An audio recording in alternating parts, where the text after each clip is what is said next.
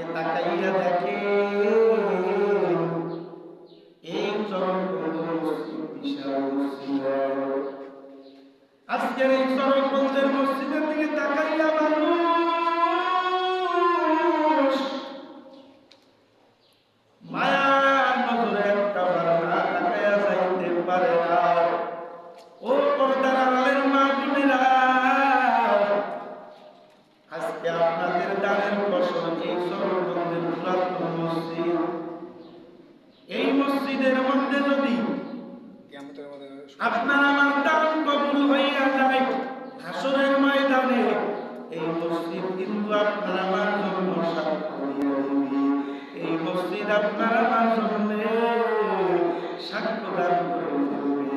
ও মা বোনেরা, ও আমার কলিজার টুকরা মা, আল্লাহর ঘর আপনাদের দিকে তাকিয়ে আছে, যদি একটু পারো আল্লাহর ঘরের জন্য একটু টাকা পয়সা চাও যা পারেন, আল্লাহর ঘরকে মেহনত করিয়া আল্লাহর মহব্বতে দান করতে থাকবেন। এরে কলিজার টুকরা আমার যুবক, কয়দিন আর বাঁচবে রে যুবক ভাই, আমার মালিক আমার আল্লাহ আপনাদের দিকে তাকাইয়া আছে। বান্দা যখন মসজিদের মধ্যে দান করবে, আমার আল্লাহ ফেরেশতাদের বলে দিয়া কয়, ও ফেরেশতা জানো এই বান্দা মসজিদে দান করেছে, আমি আল্লাহ তাআলাকে তারা মহব্বত করে দান করব। এরে কলিজার টুকরা আমার মা, অনুরোধ করে বলছি, কারো আব্বা দুনিয়ায় নাই কবরে চলে গেছে, কারো মা দুনিয়ায় নাই কবরে চলে গেছে, কারো চাচা দুনিয়ায় নাই, কে জানি কোথায় কবরে চলে গেল। এই কবরে তো আপনাকে আমাকেও যেতে হবে।